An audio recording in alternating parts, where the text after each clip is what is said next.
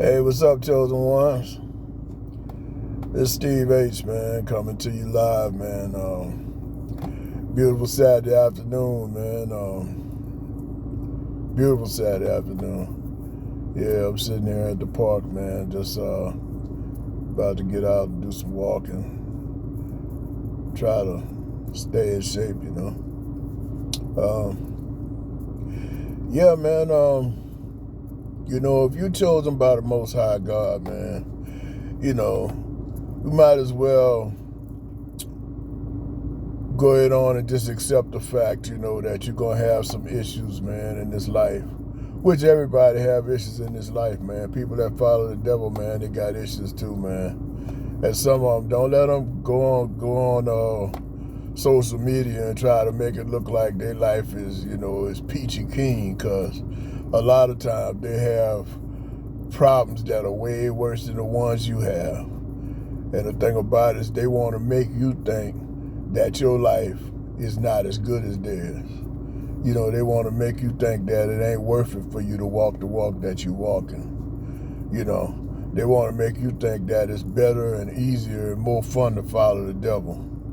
I'm here to tell you, baby, I'm 64 years old and I spent enough time on that other side. By the grace of God and the help, the help of God and the help of people that share the same issues, that I have, we always say God gonna bless you and God gonna do this and God gonna do that. And he does. But a lot of times what we don't realize is that God works through people too. Sometimes we gotta seek out the right people. People that's got the same mindset you got. People that's trying to do the same thing you're doing. And then we gotta realize that nobody's perfect. So you're not gonna find no perfect people. You're not gonna have no perfect relationship. You're not gonna have a perfect marriage. If you go to a church, you're not gonna find a perfect church, because there's no such thing as perfect people. After Christ died on the cross, ain't nobody else been perfect. Okay, so, we got to realize that, no matter where you are in life or what you're doing in life, or how hard or how easy or how nice or how not so nice you got it, we just need to realize, man, that this is life, man, and life is hard. Life can be very hard, and, one of the things that I always used, because I've been a targeted individual since I was in my 30s, early 30s, and I'm 64 years old now. And one of the things that I learned to use is that, when I was going through hard times and I felt like, like I had the world on my shoulders, and people was, I felt like I was being targeted and I was being persecuted. One thing I had to learn, man, is that, I'd be saying, why me, why me? But, the thing I had to learn was, why not me? I had to learn that, I had to learn to look at the big picture. Look at this world we're living in. Look at, you got people over there in Gaza and Israel and stuff like that, man. They homeless, man. They, some of them starving, brother, ain't got no food. They don't have nowhere to, no houses, or, some of them probably don't have water to drink. They didn't have to worry about if a bomb gonna drop on them. We got to realize, man, that there's people in this world that's going through a whole lot worse and a whole lot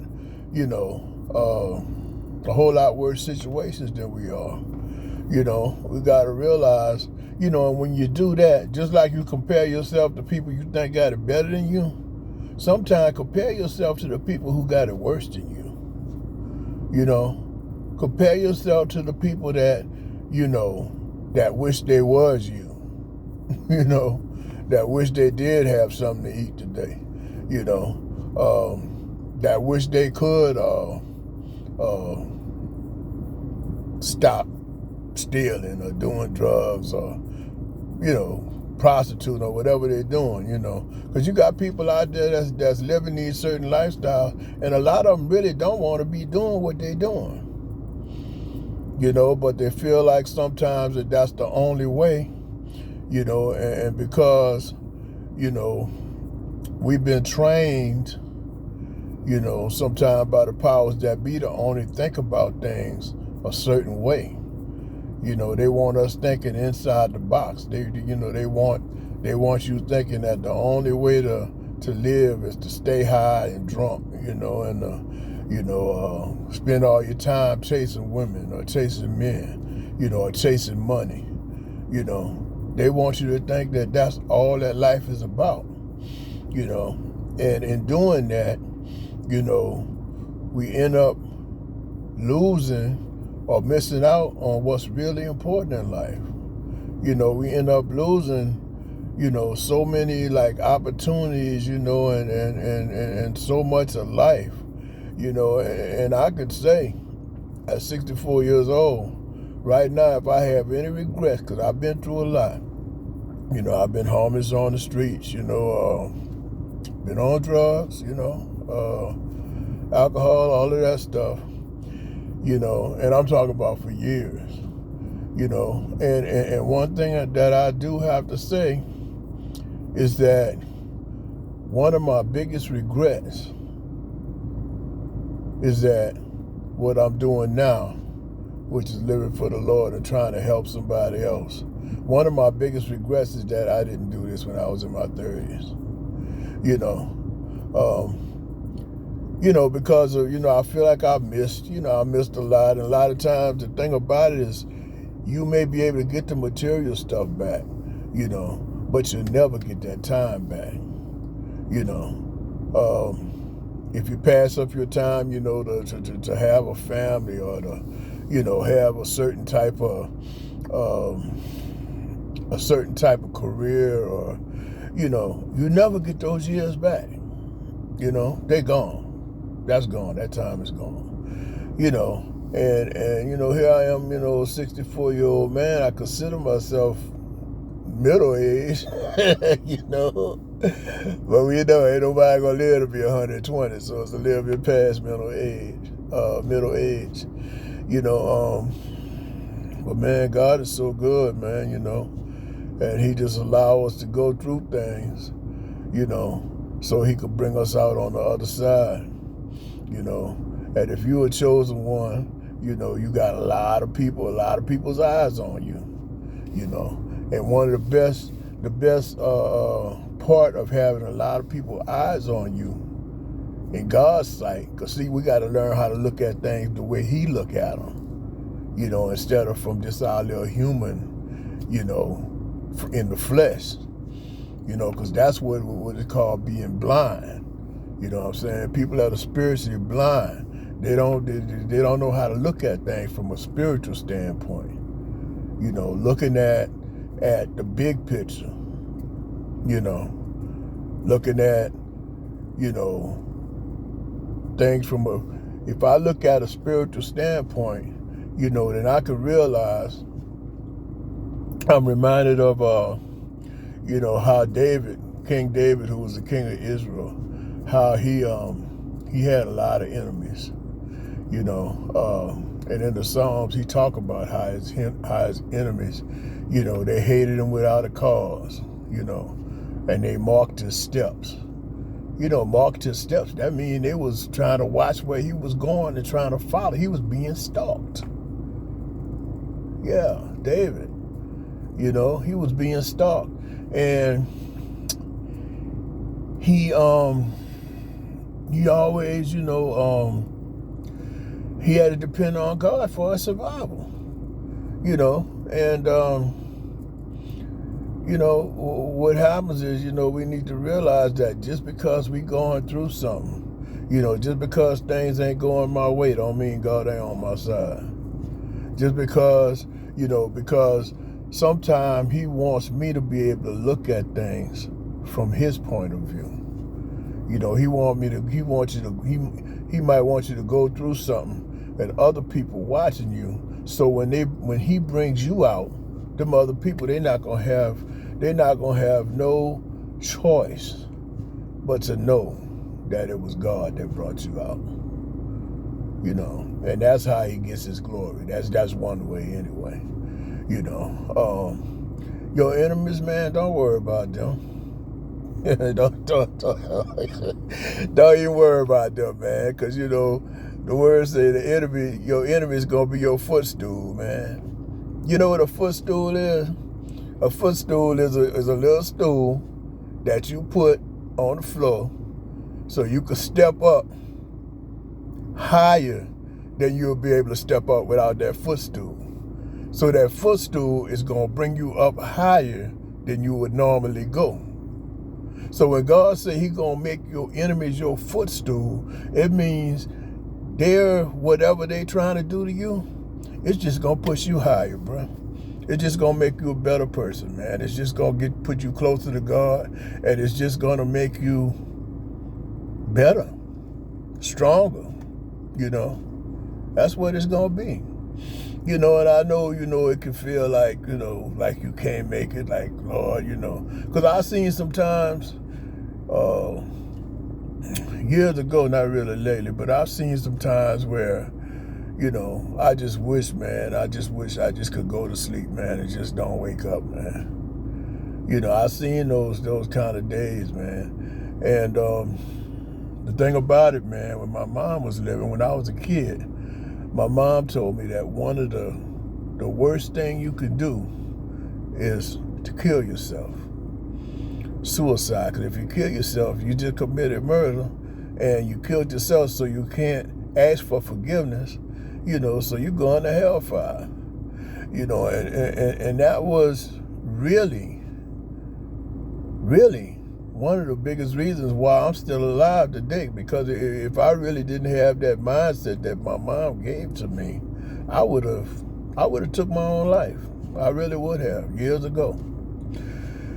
You know, and it's just by the grace of God, man. I could never have foreseen, you know, that I'd be in the situation I'm in today, which is a whole lot better.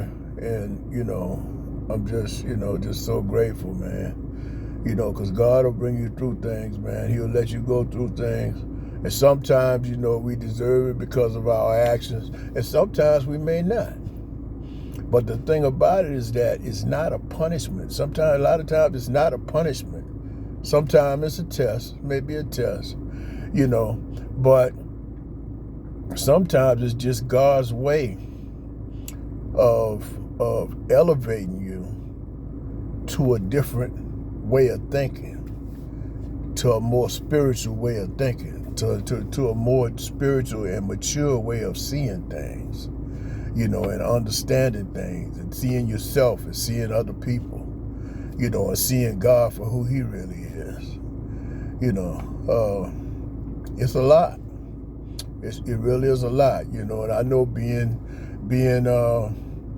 targeted and being stalked, you know, and being backstabbed and talked about and, you know, betrayed and all of that kind of stuff that we go through. It's hard. It really is hard. But, you know, we just have to realize that, you know, let not my suffering be in vain. Okay, if I had to suffer, I had to go through some things, let it not be in vain. You know what I'm saying? So you could turn that pain into a passion. God will turn that pain into passion. He'll turn that pain into purpose, you know, so you can help somebody else. You know, so if you're going through some pain, you know, I just need to say to you, be encouraged. You know, be encouraged, because God is not done with you yet. Okay, God's not done with you. You know, he got a purpose and a plan, and if you will let him do what he needs to do and what he want to do in your life, you're going to be all right. I guarantee you that. You're going to be all right. You know, and the same people that try to put you down and hurt you and betray you and, you know, throw you away like you wasn't nothing, those same people, man, they're going to look at you one day, man, they're going to be like, man, man, I wish I hadn't done that to that person, you know, and because I didn't really, you know, because they only see the outside. See, they see your actions, which sometimes our actions ain't too pretty. Sometimes we do stuff that really ain't, you know, that ain't right, you know, when we in our mess, you know, in our flesh and stuff, and in that mess, that street mess or whatever, you know. And sometimes it's, oh, how do I put it? A lot of times sometimes, you know, we getting a result of our actions. And sometimes it's not a result of your actions. Sometimes it's just a situation that you just end up in for whatever reason, you know. But the most important thing is to realize, you know, that God's in control, you know, and that He gonna make sure, you know, that if your intentions are right. See, man look at your actions, but God look at your intentions. God look at your heart, okay? So He look at your heart. He know you're a good person. He know you might be out there on drugs. You know, you might be, you know, on the streets and, you know, stealing and ripping people off or whatever you doing. God know your heart. You know, He knows that, you know, maybe, you know, the way you know, got into doing what you're doing, you know, He know what happened to you when you was a child. You know, He knows, you know, when you was betrayed by that person you love, you know, He knows about all that, you know. And so He know your heart. He know what you're going through, you know. So, and He looks at your heart. And that's the way God judges. That's the way He decides who's chosen and who's not. Because one thing about chosen people is that we have a pure heart. Okay, we have a pure heart. You know, and you know, although I could never say, you know, that I really just did a whole lot of good when I was out there in my mess, one thing I can say is that I had a pure heart. That I never hurt nobody knowingly and intentionally. Never did that, you know, because, you know, I had a heart of love, you know, and God know when you got a heart of love, you know. God know when you got a heart of love. And the thing about it is, the people out there in the streets know when you got a heart of love too. So they know that you really don't belong there. So if they know you really don't belong there, guess what they're gonna do? They're gonna take advantage of you. They're gonna treat you like a chump, you know. They're gonna, you know, there's so many different things that are ways, you know, that they have to try to manipulate you into doing what they want you to do, you know. And a lot of us, man, people lose their lives out there, man, doing something that somebody else wanted them to do, that somebody manipulated them to do, you know, that some man or some woman or somebody manipulated them to do. You know, it's a lot of people lose their lives like that, you know, and it's sad, you know, but it is what it is, you know.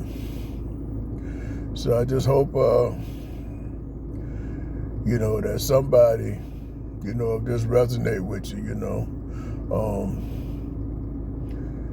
know, just keep listening, man. You know, give me a thumbs up, man, a like, comment if it resonates with you, you know, and subscribe to my channel, man. But you know, this thing is real out here, man. We trying to live, you know. And the culture out here is not a culture of life; it's a culture of death. We got a culture of death, bro. And I really hate to say it. I hate that it's like that, you know. But we have taken the culture that they gave us, you know, and it's a culture of death, you know. And we just take it, you know, whatever you give me, I'll take it, you know. And no, bruh. No, don't just take what they're giving you, bro. If they, you know, the powers that be know that if they can control the way you think, they're going to control what you do. Okay? If they can control the way you think, they can control what you do. And if they control what you do, you're always going to lose. You're always going to lose. So, you know, I hope this message resonates with somebody, but, you know, we really have to learn, you know, how to let God do what he wants to do in our life. Because if God don't do what he want to do in your life, Satan going to do what he want to do. It's that simple, man. Either you're a slave to God, or you're a slave to Satan. It's that simple. You know, the word said, choose ye this day, you know, who you're going to serve. You know, because you're going to serve one of them. Guarantee you that. You know, Satan might let you think you're serving yourself. You know, all that time I was, you know, in them streets and things, man, I thought I was serving myself, man. I really didn't know I was serving Satan. You know, and, you know, the reason why a lot of us as chosen ones go through what we go through is because we've been on that other side. You know, we know what weapons Satan got, you know. And when we come to the, you know, come to the Lord, come to the Most High God and decide to change our lives, you know, Satan don't want that. He hates that. And so his people, you know, people that, you know, love him and are obligated to him, you know, a lot of times they feel like they're obligated to come against you. And you just got to realize, hey, that's their job. That's what they're going to do. So what I had to do was make up in my mind is that this is my job. This is what I'm going to do. I'm going to try to help somebody else. I'm going to try to, you know what I'm saying, we're going to do something different. You know, because as long as they know what you're going to do, they can always formulate a plan to bring you down. But when you start changing and doing things different, that's when they got to think about it. See, they got to think about it now. You know, he's not doing what he used to do. She's not doing what she used to do. How I'm going to come out of now? You know? And when that happens, you know, that's when we start to see the light. You know, that's when we start to see the light. So, I don't want to talk too much, chosen ones, but, you know, just thought I'd check in and just kind of, you know, say hey. But anyway, I hope everybody's having a blessed Saturday. It's a beautiful day. Get out and get some sunshine, you know, take you a walk, you know, get out that house, you know, and give God the glory, man. That's all I got, man. Hope y'all having a blessed day. Peace and blessings.